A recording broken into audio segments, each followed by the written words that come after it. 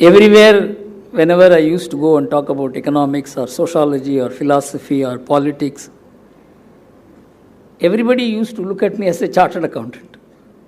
Chartered accountants thought I was a journalist, journalists thought I was a chartered accountant. Neither of them owned me, actually. So my personality conflict has been to some extent resolved by the IIT Bombay, where they invited me as the distinguished professor, and Sastra University, which made me the research professor for legal anthropology.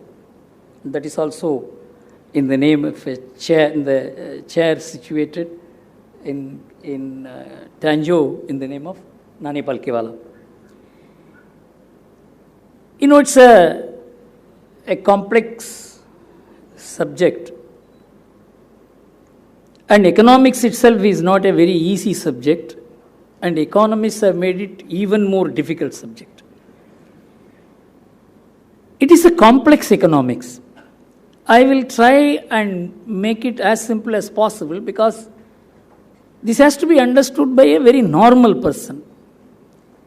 Economics is a specialized subject, and it has been made into more specialized by mixing economics and mathematics and making it beyond the reach of the understanding of any ordinary person.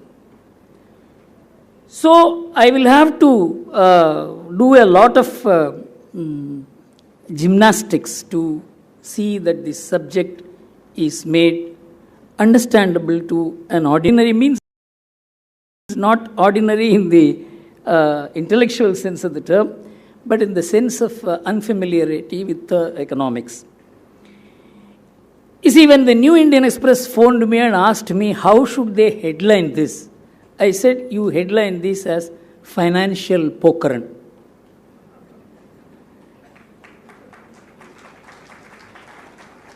Because in about half an hour, I could not get one term which could reflect the several dimensions, the seeds of which have been laid in this, about which I will try and explain as much as possible in the time that is available to me. But this has huge potentialities for changes, which no one single project can handle. And once you have such a complex project, it also means a big challenge in implementation and the kind of burden it will impose on the different players and actors and beneficiaries. And someone called it a carpet bombing. I think Madras Institute of Development Studies in there. There may be some resemblance to it for the time being. So it has a multi-dimensional impact, plus and minus. And so we have to look at the balance sheet of what is the net effect of this. There is nothing which is only positive. You know, any measure has its negative as well as positive dimensions. And we have to net it to find out where the benefit lies. You know, the principal target of this, which has not been, some of which has not been very properly highlighted in the media, is the fake money. Of course, black money aspect has been highlighted. Then the bribery money. And one important aspect which has not been gone into in depth, which I will try and explain as much as possible, is the macroeconomic rationale background, which starts from 1999. It is not something that has happened today without a background. If you get at the background, then this entire audience will agree with me that if it had not been done now, it would have been undoable after 5 years. This is the conclusion I have reached as a result of my study. Actually, the former Prime Minister of India called it a monumental mismanagement. But I am going to prove it to you that the monumental mismanagement of the economy took place between 2004 and 2010, about which I have written, but I didn't have the occasion to connect it to a project like this to say how that monumental mismanagement is the background and the cause which led to this consequence. And I don't think there has been any profound analysis in the media, even by people who are trusted as economic analysts and experts, political leaders who claim to leading economic discourse and who are trusted. They have not gone into the background in which it has been led to by the course of events. So, the monumental mismanagement of the economy took place between 2004 and 2010. When I reveal to you, you will be shocked as to how, in what kind of ignorance this country has been functioning. And this monumental mismanagement of the economy has been praised as the golden period of the Indian economy. You can see the contrast. I am trying to create this interest in you as to how the public perception that what happened between 2004 and 2010 was an unbelievable growth in the economy of India. But what happened at that time, the facts underlying the drive of growth, how it has been potentially destructive of the future economic course itself is what I am going to explain to you. But before that, what has been missed and what has been trivialized and what has been undermined is the issue of fake money. I am going to read out to you a very rare report which appeared in Economic Times. Life has come to stand still in India's counterfeit capital. You have heard of India's counterfeit capital? Anyone? Lift your hand. 1, 2, 3, 4, 5, 6, 7, 8, 9, 10, 11 people out of 850. While people in the rest of the country are queuing up outside banks for cash, there is an eerie calm in Kaliachak in Malda district in West Bengal, from where the biggest opposition to demonetization has come. Following the demonetization of 500 rupees and 1000 rupee notes, life has come to a virtual standstill in India's counterfeit capital. And about that, foreign fake currency notes enters India through 4 routes. While Jammu and Kashmir and Punjab routes are now under control due to increased vigil, Kaliachak in West Bengal via Nepal and Bangladesh border is the most preferred route. Kaliachak is a fertile area for a crime that pays. With the demonetization, this foreign currency, fake currency racketeers have faced a massive setback. So-and-so, a notorious racketeer, I don't want to mention the name because that will indicate something else, was arrested on Saturday while trying to move his consignment. About 80% of the fake notes moves in different corners of the country originate from Malda. Apart from the geographical location and easy access, there are other facilities available, including political protection. You know, this is Malda constituency is one constituency in which from 1961 to till now, only the Congress party has won, except in 2 elections, 1971 and 77, in which the Marxists won. You know, in Kaliachak and in Malda, the currency in circulation is not Indian currency. It is the fake currency. It is normally accepted for transactions. Nobody would say, oh no, he would not accept it. You know what is the effect of it? Mr. Chidambaram said, fake currency is just 400 crores out of 17 lakh crores. It's just nothing. It's small. I am not going into whether it is 400 crores or, as the intelligence agencies claim, 5,000 to 6,000 crores. It really doesn't matter. I am going to tell you what is the consequence of this 400 crores. You know, you all know what happened in 2611 in Bombay. 164 people died, 300 people were maimed, and a total damage of $120 billion occurred to India, according to the Asian Institute of Economics.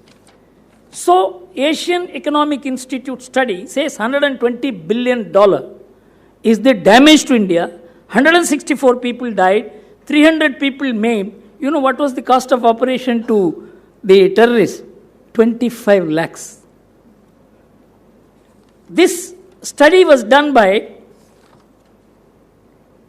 in the book called The Siege by Adrian Levy and Kathy Scott. They said they spent only 25 lakhs to inflict a damage of $120 billion and taking 164 lives out and maiming 300 people.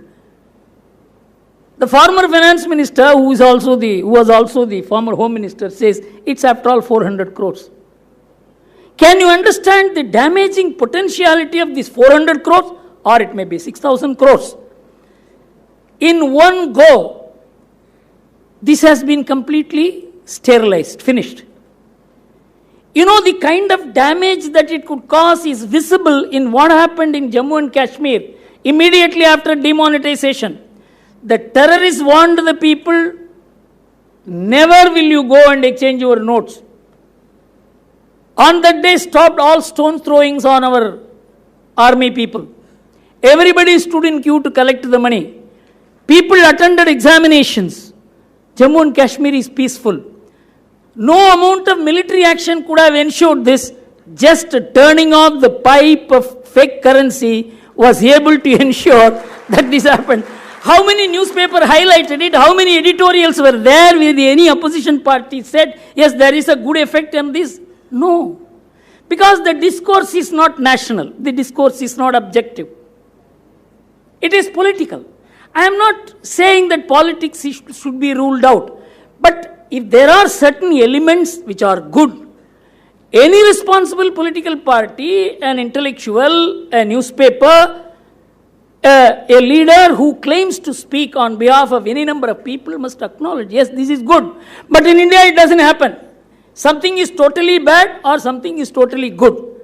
That is why we need intellectualism in India, which is slowly disappearing. In fact, what are the problems in this? What kind of problems it can cause to certain sections who have nothing to do with what is happening? I am going to reveal to you, because it is one of my areas of study. So basically, the fake currency which has been destabilizing not only the economy of India, but also the security of India, has been finished at one go. Not only that, the Naxalites use not fake money, but our own money. They collect these weekly collections from corporates and traders and people, and they hide it in different forest areas, because they have to keep it as cash. They cannot open a bank account. An estimated 5,000 to 6,000 crores of this money is over. This 5,000, 6,000 crores is nothing as sums, as arithmetics.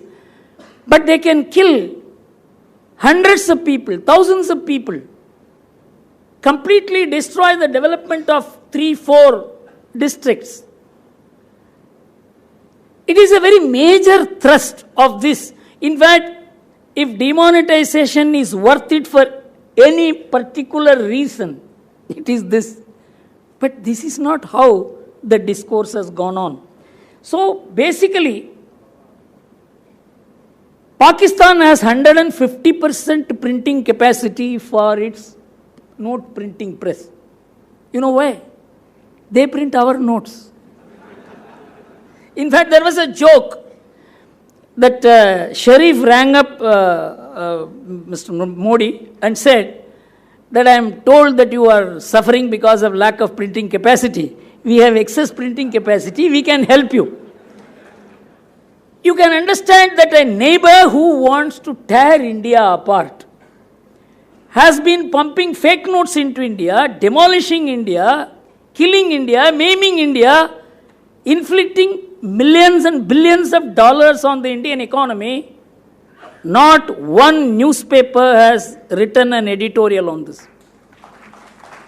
I am only pointing out how skewed, how distorted, how perverted, how negative the discourse is. Now,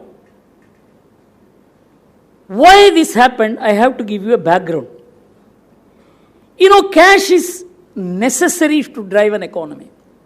Cash is the lifeblood of economics, transactions, trade, capital or revenue, whatever. But something has been happening right in front of the eyes of the Reserve Bank, on the radar, on the Finance Ministry, on the observers of all economic developments, and nobody took notice of it. That is, every country requires certain amount of cash to handle a certain amount of economic activity. What is the ratio of cash to GDP? Many countries have said it is 8%. America says it is about 7.5-8%. But in India in 1999, we had 9.4% cash as a percentage of GDP. And then instead of coming down, it kept on going up. And now it is 12% of the GDP. Actually, in 1999, the banking habits were low. There was no credit card or debit card. There was no digital payment. And there was no bank account. Now, almost 27-28 crore people, ordinary people, have bank accounts. With all this, actually there should be decline in the actual cash in proportion to GDP. Actually, there is a rise. And this rise is not ordinary rise. I am going to tell you how the high denomination currency has been rising. See, in the year 2004, 34% of the total currency consisted of these 500 rupee and 1000 rupee notes. 34%. It has risen to 87% now. And the Reserve Bank of India study, which is a very important factor in the demonetization, said 2/3 of the 1000 rupee notes which goes out of the bank never comes to the bank back. And 1/3 of the 500 rupee notes which goes out of circulation doesn't come back to the bank, which means money, instead of being a flow, has become store value. And it is not store value just like that.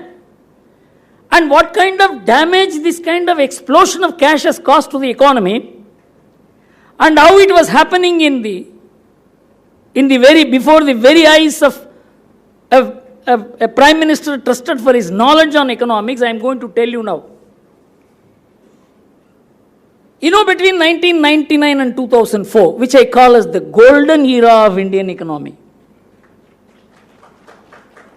the GDP growth was an average of 5.5%. The number of jobs created in that period? 60 million jobs in 5 years. 60 million jobs in 5 years is a record. It never happened earlier. I don't know when it is going to happen. Now, another great thing happened at that time. Inflation rate in all the 5 years averaged only 4.6%. Interest rates were lower because of that.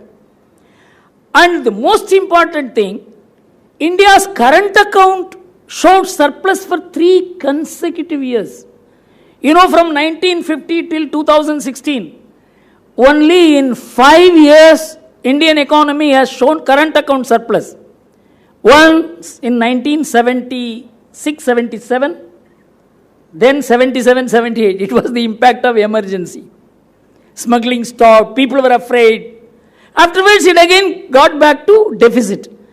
Next surplus was in the year 2001-2, 3.4 billion. 2002-3, 6.3 billion. Then 2003-4, 14 billion. So we had a net surplus of this in these 5 years of $17 billion. Then the world began noticing India. A rising India, inflation low, current account surplus without any huge foreign investment. Then the world began seeing in India as an entrepreneur-led, domestic demand-led, domestic investment-led economy, this is a model for the world. This is how the world began looking at India. BRICS study showed that this is an example how a nation can develop without being dependent on other countries for capital or for exports. This was the situation which was inherited in the year 2004. Mr. Chidambaram, who became the finance minister, eulogized how we are in such a comfortable position on the external front, which never happened in the history of India. And see what happens after 2004. After 2004, the Indian economy zoomed. The average growth between 2004-5 and 2009-10 in 6 years is 8.4%. Everybody said India is a superpower. Stock markets have gone up to 26,000. Everybody said India has become a superpower. Economic Times, Business Standard, everybody began writing. You know how many jobs were created in this period? Can anybody make a guess? 27 lakhs, 2.7 million only. 60 million jobs in 5 years. Just 2.7 million jobs in the next 6 years. And this was celebrated as the growth of India. Current account deficit in this period against the current account surplus, $101 billion in 6 years. Why it happened? It happened because of a huge surge of unmonitored cash in the economy, which propelled the gold prices. Gold prices rose up by 316 times. People will say gold prices rise up because of international factors. No. India is importer of 1/3 of the world's gold supply. If India stops 1/2 of the consumption, then the world gold prices will fall. It will not rise. India is the driver of world gold prices. Then property prices. I am going to read out to you how what happened to the property prices. All of us experience it. But we don't have a collective picture of what happens to the property prices and why it happens. I will tell you that in Chennai, what was the property price between 1999 and 2004, when the economy was in a different situation. The rise in this period was just 40% in 5 years, 33% in 5 years. The rise of GDP was 40%. Actually, the rise in the property prices was lower than the rise of the GDP, which means that inflationary control was working on even property prices. Subsequently, the property prices zoomed. In 7 years, the property prices went up in 7 places by 4 times. In some places, 100% in just 2 years. 300% in 4 years. I don't want to burden you with all statistics. All that I am saying is the property prices zoomed, gold prices zoomed, and in this 6-year period, the stock market went up by 4 times. You know the reason for all this? The reason for all this is the liquid cash that was circulating, including stock market, which were funded outside by Hawala taking Indian money out and bringing it as what is known as the participatory notes. Many chartered accountants here will understand what I am saying. These participatory notes pushed up the stock market, cash pushed up gold, cash pushed up land. You know, this is known as asset inflation. Asset inflation leads to wealth effect. This wealth effect is what has reflected in the high growth of GDP. This has nothing to do with the people. This has nothing to do with economic activities which will benefit the people less than the higher 10 or 15% of the population, and this is known as the Piketty effect. One Piketty wrote a book a couple of years back, how the entire Western economy is being driven by what is known as asset price inflation, transforming it to wealth, and that transforming into GDP growth, which has nothing to do with the ordinary people. And what was happening legally outside was happening illegally through the huge amount of cash surge in the Indian economy. This was being watched by the Prime Minister, who was one of the best minds, as they say in economics. About the former finance minister, who is now saying this all, what has happened is wrong. It was happening right in front of them. Because of that, the GDP rose, jobs did not rise.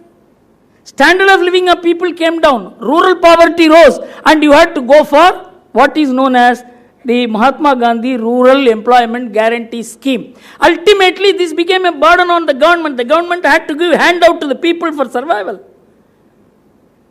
This did not happen in the first 5 years between 1999 and 2004, because the quality of economic development took care of the ordinary people and provided 60 million jobs for them. Till now, we have not recovered from the effect of what is known as the wealth effect driven growth model. It is dogging the country even today. Out of 16.5 lakh crores, 14.5 lakh crores is 500 rupee and 1000 rupee notes. 5 years back, this could have been handled more comfortably. Mr. Mahalingam asked me a question. Could it not have been handled more comfortably? It could have been handled 5 years back, 6 years back. Another 5 years back, this will be completely unhandleable. The 17 lakh crores would have become 30 lakh crores. It would have been beyond the capacity of any particular politician even to touch this subject. This would have led to a huge meltdown like what happened in America in the year 2008. And it would have been an external meltdown like what happened in 1991. And it would have been an internal meltdown in a country like India. If that happens, there would be nothing short of anarchy. I have not seen any economist, any political analyst, not even from the government side, giving the background which drove the economy to this level. It is not that people were talking that this kind of cash rise, particularly the high denominational cash rise, is going to be harmful to the country. Everyone was knowing it, but no one had the guts to talk about it. No one had the guts to act on it. Only one man had the guts. Basically, this whole issue of cash, gold, land and stocks, this was producing health effect and making some 10-15% of the population earn more income, depriving others of their employment and driving them to the care of the government has been the economic model which has been built in the last 1 decade. And this also was supplemented by a huge surge of imports. In fact, I had written 4 articles and also delivered a lecture on a decade of economic destruction. Many people think that India was importing more oil and less of other goods. You know, in 10 years between 2004 to 2014, the highest import was not oil, it was capital goods. The capital goods import exceeded the import of oil, and that completely destroyed the local capital. There was a reduction in the capital goods production, actual reduction between 2000 and 2012. And zero-rated import duties were given for power projects, for steel projects. And we ran a trade deficit of $175 billion. With who? China. It equals 3 years of their defense budget. And we gave zero-rated import duty. You know why? Because we were getting so much money in foreign exchange through dollar. The government did not know how to handle it. Dr. Y.V. Reddy suggested stop this, put a tax on it. It should not come into India. This kind of hot money is dangerous for the country. But we kept on inviting this dollar. And we did not know what to do with it, because when the dollar comes, the government has to buy the dollar, give the money to the people. Such a huge supply of money would have meant the inflation would be 15 to 20%. So the only way the government could do was take the money in the stock market and allow capital goods to be imported against it. And they thought that this kind of free flow of money was going to continue, But that was hot money. It was not created by savings. It was created by banks. It was created by derivatives. It was funny money. And in 2008, when the meltdown occurred, this stopped. With the result, we ended up with huge capital goods import. We have installed machineries which we are not using even today. Our steel capacity has begun to be used only now because we have put anti-dumping duty on import of steel from China. That also required political will. It could have been done 5 years back. The Prime Minister won't do it because he could not stand up against China. China is creating all these problems. He will not do this. Then they will not allow a terrorist action to be taken against a terrorist. It is all nothing but saying you cannot impose anti-dumping duty on us. This is geopolitics. You have got to tackle this. You have got to take on the mighty. For that you have to be mighty. You cannot bend and crawl and make the country strong. It's impossible. If the steel industry is looking up for the last 8 months, it is only because of the anti-dumping duty. Steel industry has an NPA of more than 2 lakh crores. That 2 lakh crores the NPA had turned into good debt in the last 6 months, 8 months. Did any newspaper write about it? This is handling economics through geopolitics. So, a multi-dimensional effort is needed, and one such effort is to how to handle the excess cash over and above the needs of the ordinary economic activities of ordinary people, and that requires a suspension. And that suspension is demonetization. Without breaking the hold of asset inflation and wealth effectless, jobless growth, there is no real growth possible. You have to break it. Because we have got used to it. It has become some kind of, தமிழ்ல சொல்ல போனா தேன்ல விழுந்த ஈ மாதிரி. அதிலிருந்து வெளியில வர பிடிக்கவும் பிடிக்காது, அதில் இருக்கவும் முடியாது. That is how we have got into an economic mess from which to come out is also difficult unless you take such a strong decision as has been taken now. It's a very important point that the background for this has to start from an analysis of the movement of the Indian economy from 1999, how it took a completely different elitist turn based on the experience of countries like America. And because of that, we destabilized our own economy. There are many industrialists sitting here. How much damage has been done by allowing import of sugar, not allowing export of sugar? Now the sugar industry is becoming normal. Why? Because this government is acting. All these steps have been already taken. It is not that these steps have not been taken, but this is not adequate, because if you have to make a U-turn, you have got to go to the source of money. Many people say, after all, black money is not cash. It is in the form of property, it is in the form of gold, it is in the form of stocks. Yes, I agreed. But let us assume now what is the property issue now. Now I was talking to one of the officials of CREDAI the other day, because there was a news item I saw in the Indian Express in the north. The construction industry has come to a grinding halt. There is a large scale layoff in Tamil Nadu. Then I rang up my friend, he is sitting here, Mr. Suresh.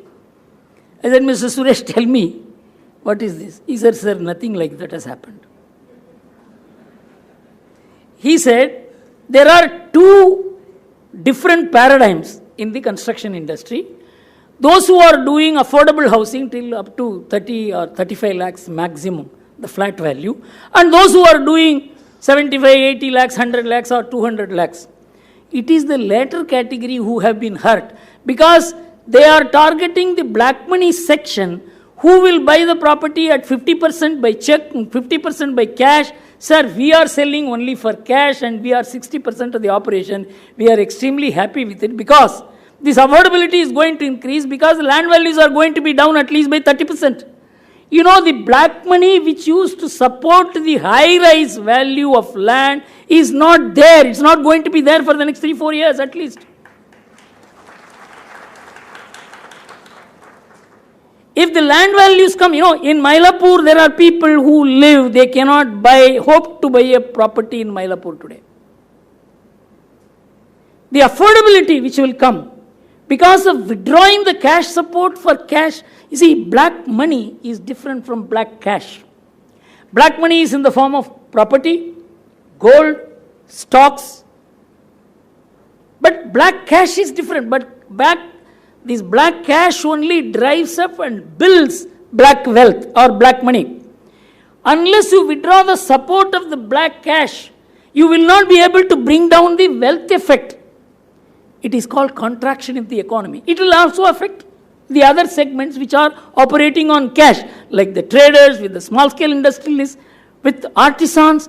This is going to hit them also. How the government is going to manage it is quite a different thing. It has to do it. But anyone who took the decision knows that this is going to happen. It is not that anyone took this decision ignorantly.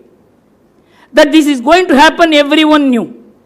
But the way this country has supported this measure. At any given time, at least 2 crore people were standing in queue in different parts of the country. The total number of people who would have stood in the queue to exchange money or to deposit money is estimated at least 20 crores. 20 crore people stood in queue. And no one had any complaint. The opposition was complaining in Parliament. But they were all standing and collecting money. In fact, I remember a tweet sent by one person. He said, I stood in the queue for 4 hours. And it was a new experience for me. I have never stood in the queue. But everybody was saying, though we are undergoing problem, it's a good thing that has happened to the country. Have you ever seen people who are made to stand in the queue for 5 hours, 6 hours, still saying that this is something good for the country? That is good for the country has an appeal to the people. And Sanjay Baru, who was the press advisor to Mr. Manmohan Singh, he retweeted that tweet and said, my experience is also like this. He said, I was taking an auto and I was getting down and I told the auto driver, I don't have 50 rupees the change to give you. He said, sir, don't worry, my 50 rupees let it go, but what is happening is something good for the country. That these people are standing in queue is the problem for politicians. So somebody told me they have used to standing in queue, whether it is cinema, whether it is ration, whether it is anything. And the standing in queue is a very normal experience of the Indian, except those who belong to the middle class and upper middle class. For them it is a new experience. But the problem is actually people who had huge amount of bribery. Whether it is the politician, whether the income tax officials, whether it is the civil servants, whether it is the judiciary, these are the people affected. In fact, my security fellow is here. I always talk to him because he comes from a village. I said, what is happening? Sir, எங்க ஊர்ல ஒன்றும் பெரிய பிரச்சனை எல்லாம் இல்லைங்க. இந்த கொஞ்சம் நிறைய பணம் வச்சுருக்கோம் தான் சார் கஷ்டப்படுறாங்க. So how to change that money is the whole problem. The ordinary man is settling down. I am not saying he is comfortable, he is happy. He is undergoing tension, problems, difficulties. But he understands. I tell you that a message has been delivered to crores and crores of people that the trouble they are undergoing is good because it is for the good of the country, is something which is transforming India. This requires a sociological study. It requires a study as to how people, when right appeal is made, they are willing to stand by what is good by the government. Why no newspaper is writing about it? Why no intellectual is talking about it? Why there is no public discourse on this?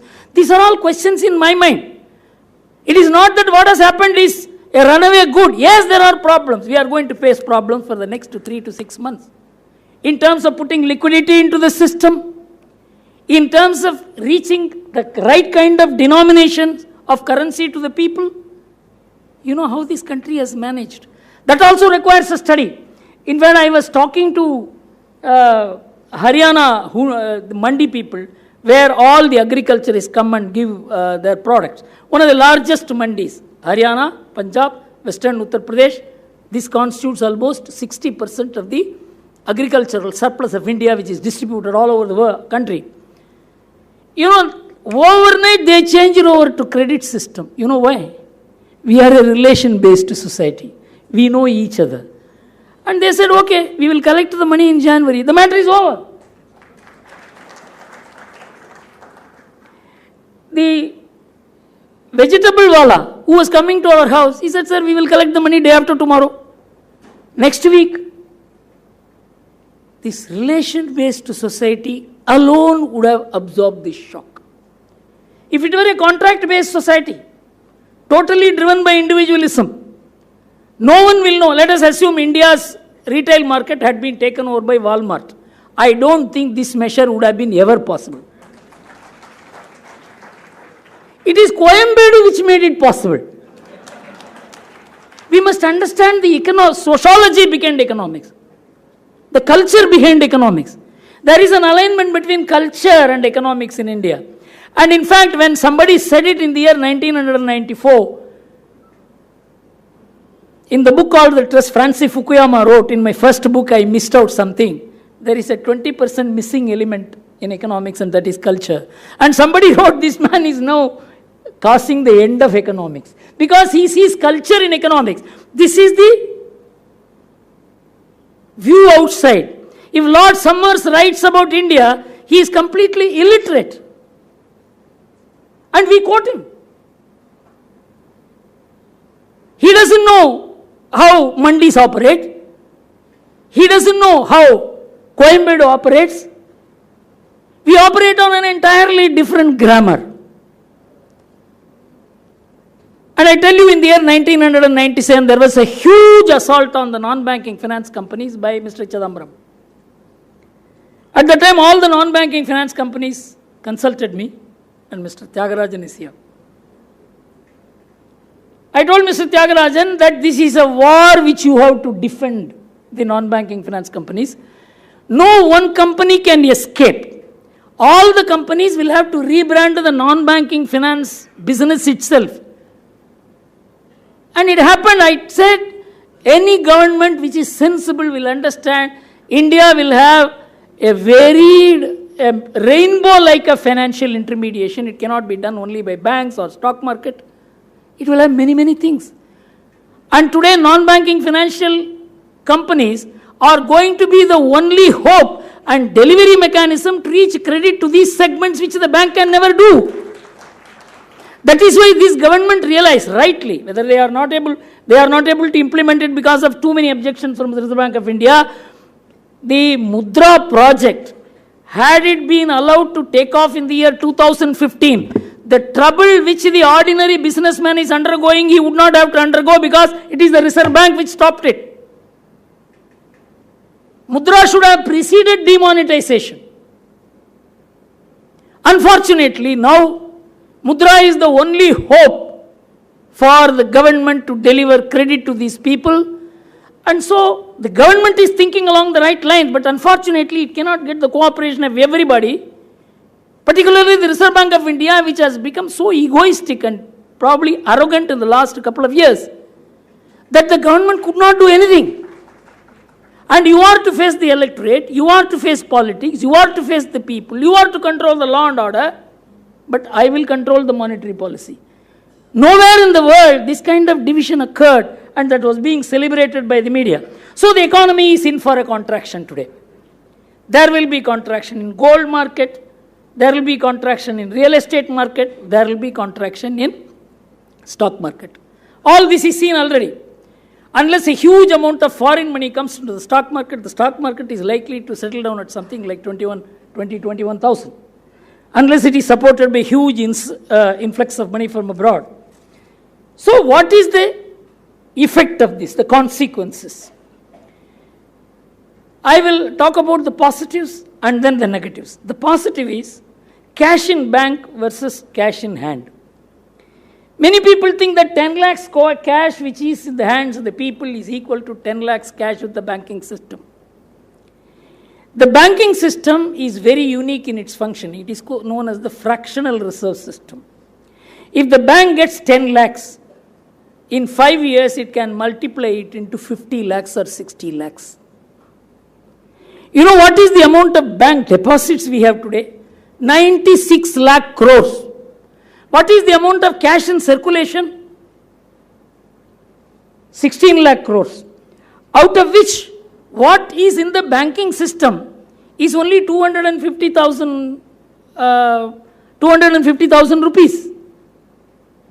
That is 250,000 rupees. That's all. That is a quarter of a lakh of crores. But that has multiplied into 96 lakh crores because the bank is able to create money. 97% of the money is created which we are using is through the banking system. So this 10 lakh crores getting into the banking system becoming 40 to 50 lakh crores is the only way by which bank can lend money to small and medium industries. Otherwise the bank will never be able to lend money. The banks always say we don't have the money. It is right, they don't have the money. And what does the ordinary small and medium industries do? There are 58 million non-farming units in India which provide 128 million employment, in which 12 lakh crores is employed, 90% of which is supplied by the ordinary moneylender at 60%, 90%, 120% interest. But for Sundaram Finance and institutions like Shriram, the ordinary transport operator will be paying 48% interest and 60% interest. Manmohan Singh realized it in the year 1993. When he set apart 300 crores of rupees for the revival of the transport sector, the bank cannot lend money directly. He asked these people to lend money because they know how to lend money to the risky areas and recover that money. And the transport revolution that took place in 1990s, early 1990s, was because of the alignment between the non-banking finance companies and banking companies.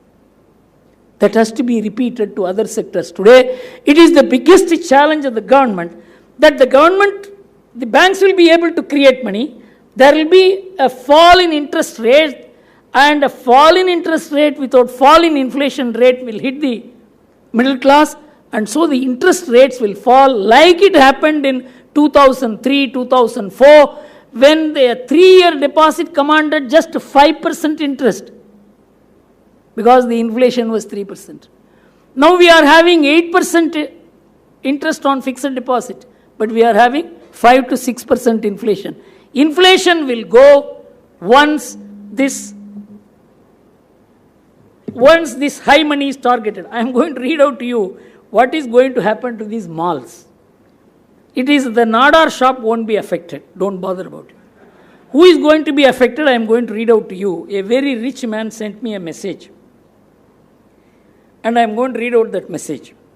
It is amazing how a sense of contentment has settled in suddenly. My shopaholic mind has suddenly turned to no shopping mode.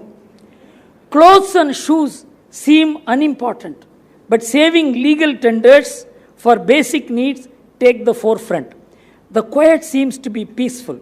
Yes, as a country we are rebooting. This is not an ordinary man. Somebody who will be spending 5-6 lakhs in a shopping mall every weekend because that is their only hobby of the family. I have seen people spending 50 lakhs. Just for a weekend they will go and buy a senseless painting and bring it. You have to explain half an hour as to what this painting means. And then call a big dinner of 500 people to spend another 10 lakhs to show this is what cash money was doing. Don't think it was transacting vegetables. Don't think it was transacting rice. Don't think it was transacting ordinary clothes. You know, there was a study which was done in England, this kind of senseless money, what it is doing. In England, a study was conducted.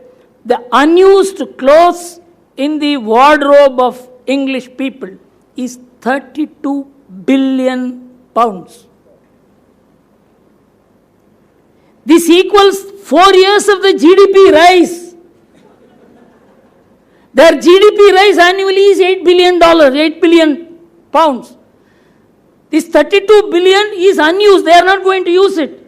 And they say mostly they will have to throw it. 50% of the American food is never consumed. It's just thrown. You know, this kind of consumption is possible when money becomes cheap. when money is so easily available. So, what Shantimal, sorry, I don't want to mention the man's name. Yes, as a country we are rebooting and I am enjoying being part of this change. Recently, when my dear friend was here, we spent time together relaxing. With money there, we always go and loiter in markets, buying things which you don't even most of the times need. Somehow my psyche is off hoarding suddenly. Human level evolvement, much needed, has been done in one go. Otherwise you are not going to do it. You have not seen that consumption. I have seen that consumption with my eyes. You can't imagine that kind of consumption which is taking place because cash is available. Now let them issue check. At least this section will have to do it. Believe me, stay positive and you will feel highly charged. Stay away from negativity as far as possible and help as many people as possible. This is the message he sent me on the 14th of November. There is a change, lifestyle change which will occur. This change would have been impossible if the whole regime had been allowed to go and intensify and if the cash circulation had gone up to 30 lakh rupees. No government could have done it without probably a martial law. Undoable. Next is elimination of excess cash by bribes and black wealth. Somebody told me there were 24 bags of currency which was left unattended in Gurgaon. Gurgaon is the place for that because there the property value has gone up by 20 times in 8 years. It is only cash. Gurgaon probably accounts for about 5 to 6% of India's illicit cash. So, people left it and ran away. There are people burning cash. Are we not happy about it? Because the kind of wealth that they have built out of filth has to end like this. Once cash is recorded and ownership is known, it is traceable. Let us assume the entire 14.5 lakh crore comes. May not be. Maybe 10 lakh crores comes or 11 lakh crores comes. It is a matter of speculation as to how much will come into the banking system and how much it will vanish. Let us assume everything comes into the banking system. Everything is recorded. There is no black cash thereafter. You can trace it. You can track it. And 75-80% of the tracking will succeed. So, in one go, the cash economy is being organized. There will be a huge moderation in prices. This is what is called contracting. Now let us take up the cement prices. One of my friends who is sitting here, he told me how the cement prices have been kept higher. Because they have reduced production. Because there is profit available and people are willing to pay in black to get cement. Now there is no black. So you have got to increase the production to bring down the prices so as to make profit. Otherwise you will not make profit. This is how price reduction will take place when the economy goes for contraction. Never in the history of economics. A contraction like this has been deliberately planned. Contraction always occurs beyond the capacity of market to handle, government to handle, or when there is huge inflation like what happened in Germany when they demonetized the notes, when the running rate of inflation was 2 million percentage points. But this kind of assault on black money, corruption, terror money is unheard of in economics. That's why many economists cannot fathom this. Why this? Because they always allow the status quo to continue till the crisis comes. And they say, crisis is inevitable. You ask any economist, he say crisis is correction. Yeah, you can't correct ahead of the crisis. You can't prevent a crisis. Any economist you ask, crisis is bound to come. Crisis is correction. And Narendra Modi preponed to the crisis to handle it. Because when the crisis comes, it is unhandleable. Like what happened in 1991, what happened in 2008. In those crises, people were completely flabbergasted how to handle it. But now at least you are planning to handle. The government can handle. What kind of work had to be done? You are saying it could have been comfortably. The decision was made known to most people only 2 days ahead. To 125 lakh centers, you had to transfer cash in 2 days.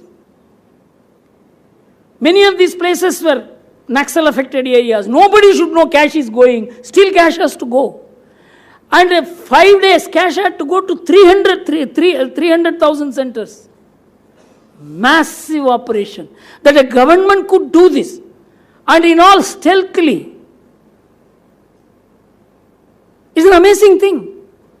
In fact, somebody, I think, from the government should make a statement in Parliament how the logistics was done.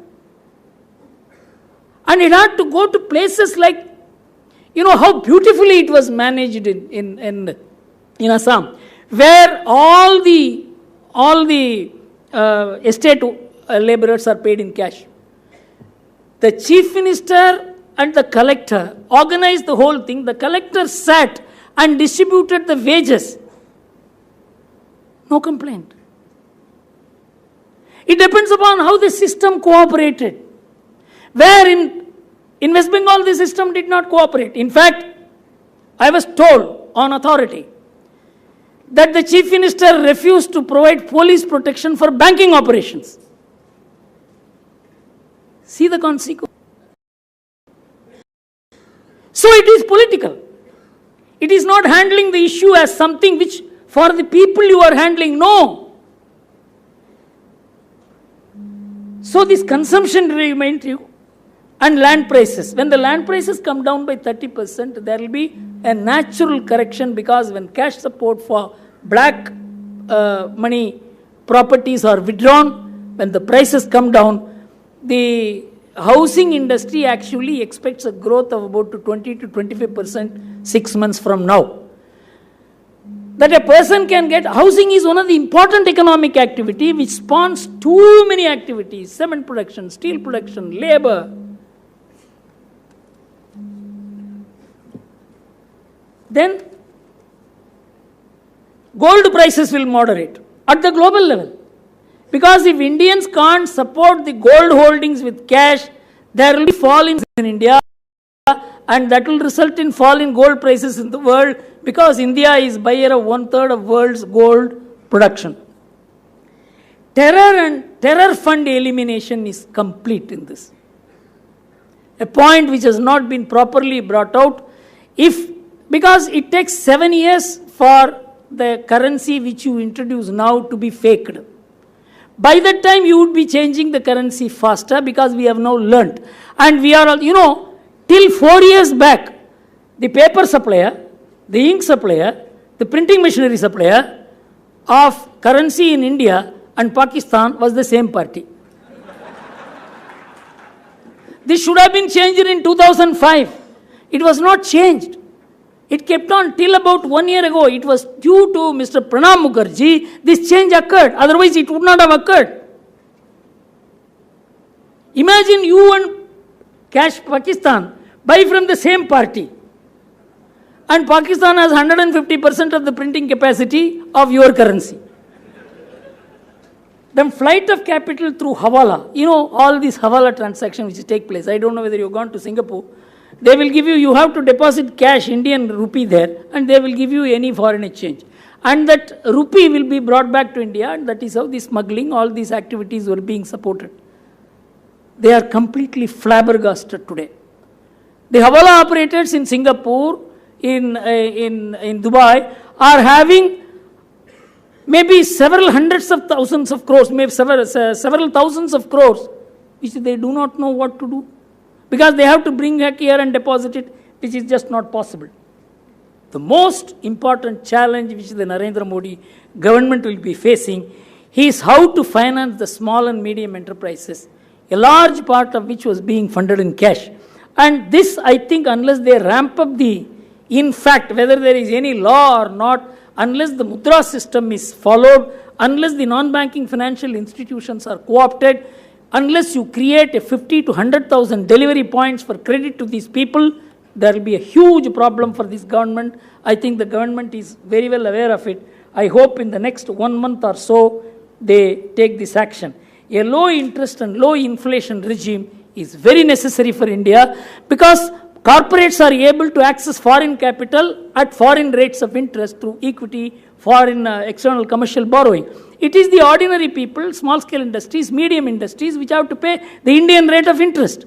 For the first time, they are seeing the hope of a lower interest regime. There has been an attempt to soft land this. 2.5 lakhs per head, we will not make inquiries, is a very, very important measure, because in every house, the women have saved without the knowledge of the husband. They have all been exposed now. In fact, an income tax officer, a very honest officer, told me in Delhi, "Sir, when my wife was always harassing me, you are not giving enough money." After 8th November, she came and told me, "I have some money, what to do with it?" And she said it was almost 2 lakhs. He was shocked. 2 lakhs rupees, how did you manage? Otherwise, you are not giving money. I have to save something for the children. Our women are the backbone of Indian savings. In fact, in America, in the year 2001, I delivered a lecture. Indian economy is feminine in character. Low consumption, high savings, moderate, and that was all being disturbed by this black money. But still, the women were preserving the moderation in Indian economic system. And their money should not be affected. So it's a very important measure of announcement. 2.5 lakhs the government will not touch. And that is the Prime Minister's assurance. And the new disclosure scheme, I welcome it for this reason. This black cash has to be flushed out completely. Then only black money can be curbed. There is a difference between black cash and black money. We are confused between the two. To hit at black money, you have got to eliminate black cash. So, to flush it out, and this particular action is very important, short-term cost of this is an unbearable discomfort for the common man, which I hope will continue for the next 45 days. For the normal denomination to come, it may take even more, but much of the inconvenience will be removed by about the 15th of January. This is what I understand. And illiquidity will dog the economy. You have got to helicopter drop the money in the Indian way. That is why I said the banks will have to search how to lend through the informal lending mechanism to the people. There will be a substantial reduction in high money powered consumption, which will affect these big malls. And I am not bothered about if malls are affected. So long as Nadar shop is affected, I am not bothered. Then there will be slower growth, but the slower growth is inevitable because the growth figures that you have posted are not real growth. They are just wealth effect. That will come down. Of course, there will be a small 6-month fall in real growth also, but that correction is inevitable because that is because of illiquidity. We will not be able to deliver credit so easily, and so this illiquidity will affect the challenge of MSM pending. I told you. Now I am going to come to the balance sheet. Could have been done better. This is what you say. I said this could have been done better only 5 years back. As I said, it could not have been done better today. If you had extended the consultation, many of the points which you are now getting at you would have got before the implementation, but that would have defeated the very object for which it is being done, because everybody tells another person. So this whole operation was done by about 4 or 5 people till the 7th. Afterwards only it got extended, of course, on all kinds of monitoring that the information will not go out. Terror funding and fake and genuine notes has been hit very hard. So it's going to qualitatively improve the law and order situation and the confidence in this government. And economic activity in those areas, particularly in Naxal-affected areas where economic activities have come to a standstill because of the inability to lay roads, electricity connections, all these things will pick up because it's not possible. Bribery will come down. I tell you, the deals which are being talked about in politics, 100 crores, 50 crores, nobody can demand or give. And I'm told the Madras Secretariat is virtually empty. I don't know whether you have gone and seen it. Hawala, the asset inflation will receive a serious setback in the next 5 to 6 years. If it had not been done, the situation would have gone unmanageable. A 1991-like situation with external and internal crisis would have developed, which would have been impossible to handle.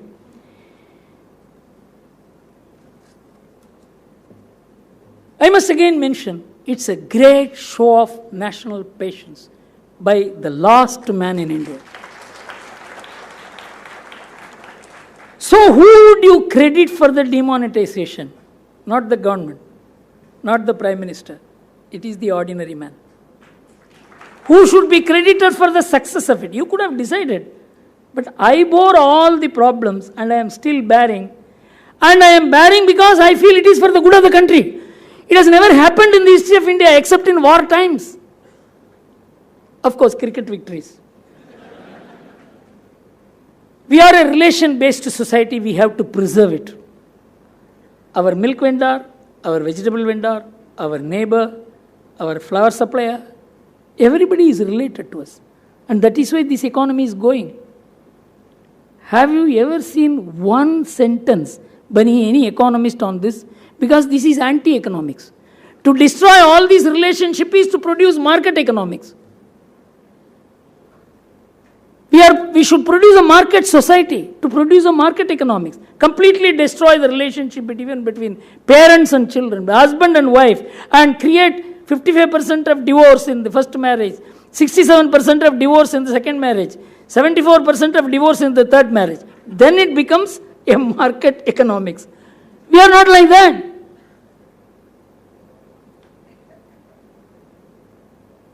As I told, that people turned into credit mode. Otherwise, the whole economy would have come to a grinding halt.